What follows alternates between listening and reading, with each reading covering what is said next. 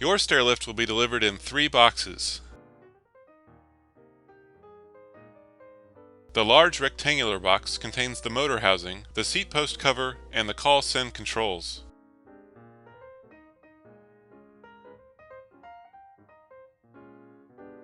The smaller rectangular box contains the seat posts, the track brackets, and the nuts and bolts.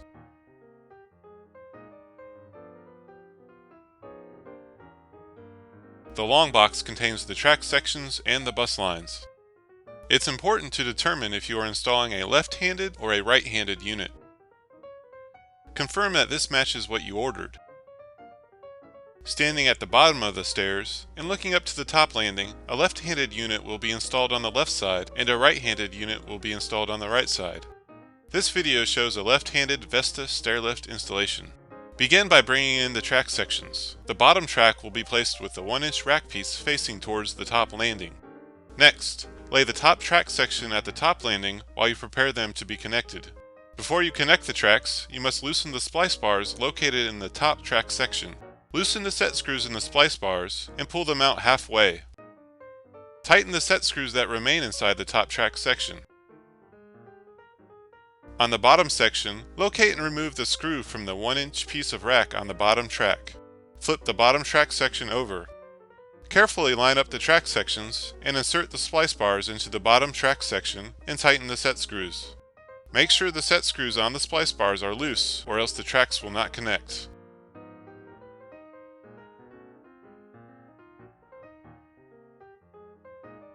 Flip the track over and insert and tighten the rack screws to complete the joining of the tracks. Since you are installing the bottom bracket first, you'll need to slide 6 bolts up the track so the other brackets can be installed later. We recommend using masking tape to secure 4 of the 6 bolts so they won't slide down the track while you install the bottom bracket with the remaining 2 bolts. Hand tighten the nuts with the bracket at a slight angle and then flip the track so the bracket is supporting it.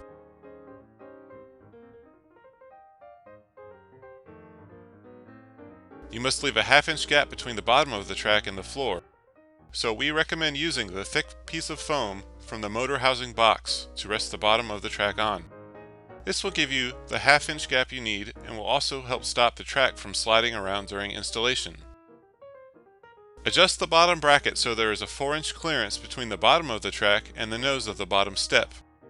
Make sure that the track assembly is 3.5 inches from the wall or obstacle when measuring for this 4-inch clearance. Tighten the top nut on the bracket and then move the bracket out to reach the bottom nut. Return the track assembly to a 3.5-inch distance from the wall or obstacle. Most installations will be on a wall with no obstacles, so this simply means placing the bracket against the wall.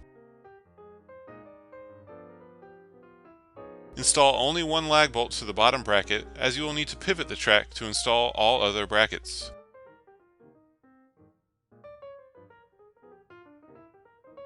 Before moving to the top bracket, slightly loosen the top nut on the bottom bracket. It will need to be loose in order for you to be able to adjust the track vertically as needed at the top of the stairs. At the top landing, pivot the track away from the wall using the bottom lag bolt as the pivot point. Before attaching the top bracket, you first need to insert 4 of the 6 bolts for the other brackets in the top section. Next, use the remaining 2 bolts to attach the top bracket. Measure from each step's nose to the track and make sure there is at least 4 inches of room. Tighten the bottom nut on the top bracket and then go downstairs and retighten the top nut on the bottom bracket. Do not be surprised to find that your steps are uneven.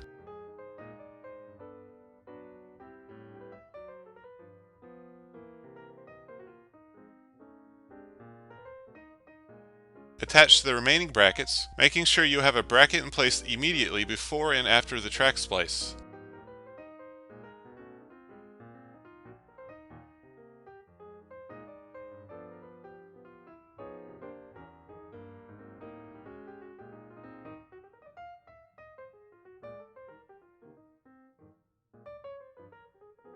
Pivot the track back so that it's 3.5 inches from the wall or obstacle. At this point, you must position the bracket so they lie flat on each step. Once your measurements are correct and your brackets are secured, bolt the brackets to the stairs with lag bolts.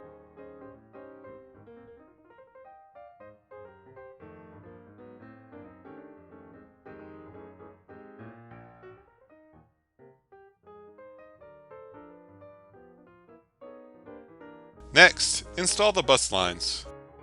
Determine if the charger will be located at the bottom or the top of the stairs. This video shows a Vesta stair lift being installed with a bottom landing charger. Regardless of where the charger is, the bus line must be installed from the top landing. Insert the top bus line into the track and feed it down until it's all the way in. Next, feed the metal ribbon down the side bus line. There should be a 1.5 inch metal strip coming out of both bus lines at the end of the track where the charger goes. Now it's time to prepare the motor housing. Remove the cover of the motor housing using a Phillips head screwdriver.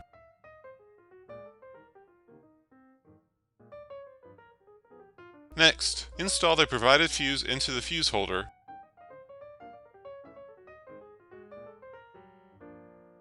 And then connect the negative battery wire to the negative terminal of the battery. Put the cover back on the motor housing and use the temporary rope handle to assist you in lifting and placing the motor housing onto the tracks.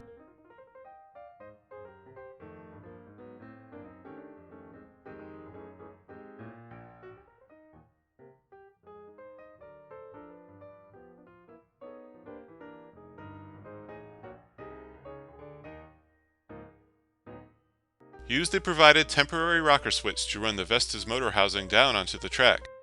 There is a 3 to 5 second delay on the switch, so be sure to hold the switch for at least 5 seconds before considering there may be a problem. Move the motor housing down the track so there is a 12-inch gap from the end of the top of the track. Remove the temporary rope handle from the motor housing.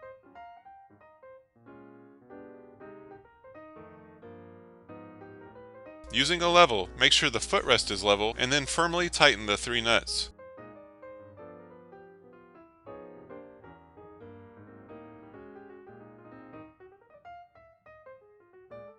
Install the seat post as shown with the half-moon section facing the wall. Adjust the seat height and then secure the seat post with the provided nuts. Next, attach the front cover, plug the cover diagnostic LED cable into the front cover, and then screw the cover onto the motor housing.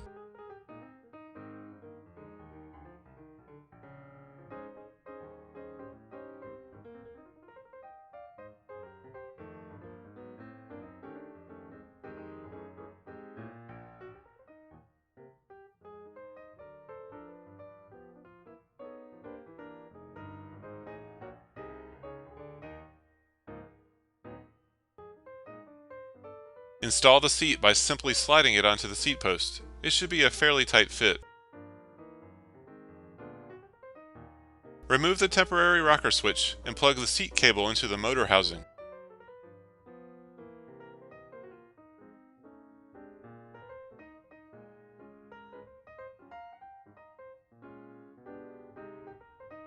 This is a good time to test the hand controls on the seat and make sure they are working properly.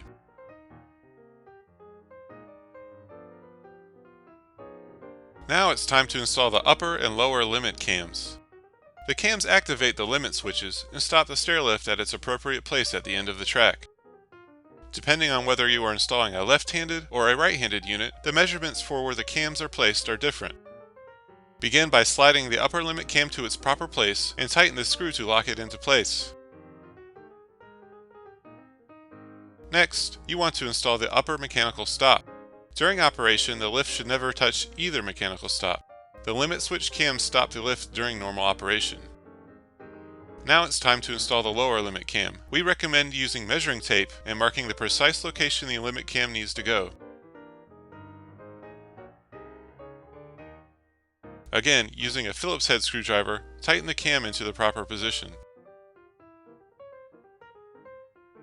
Charger installation is next. Do not plug the charger into the wall until the charger is connected to the bus lines. Connect the black ground wire to the side bus line. The female terminal will slide onto the metal strip. Then connect the white positive wire to the metal strip on the top bus line. And then place the lower track end cap on. Plug the charger into the wall and make sure the green charger light comes on. Screw in the lower track end cap and then place and screw in the upper track end cap. The last step is to put the provided batteries into the call send remotes and mount the remote holders to the wall. The remote's LED will light up if the battery is installed properly. Before you try to ride the Vesta stairlift, it's important to test it. First, check the up and down rocker switch on the seat's arm and make sure it functions properly.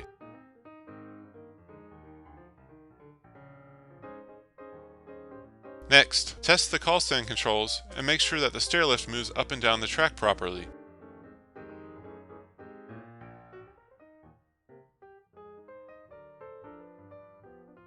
Next, make sure the seat armrests and footrests fold up and down properly. Check and make sure the swivel seat rotates to the 0-degree position, the 45-degree position, and the 90-degree position. Make sure the seatbelt buckles and unbuckles easily. Check and make sure the footrest sensors work properly.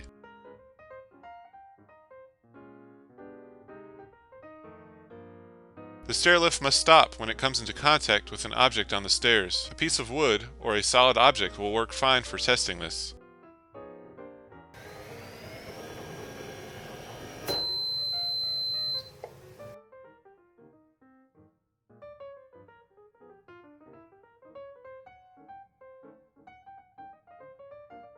Most customers don't need to adjust the width of the seating area, so if you're happy with the width of your seat, please skip this section. To adjust the seat's width, begin by removing the cover on the back of the backrest. With the cover off, locate the 2 hex bolt nuts, remove them, and set them aside. Next, flip the seat base up, locate the 2 hex bolt nuts, remove them, and set them aside. The tubes holding the arms may be a bit snug, so please be patient. When you have adjusted them to your liking, reinstall the upper and lower hex bolt nuts and then reinstall the plastic cover on the seat backrest.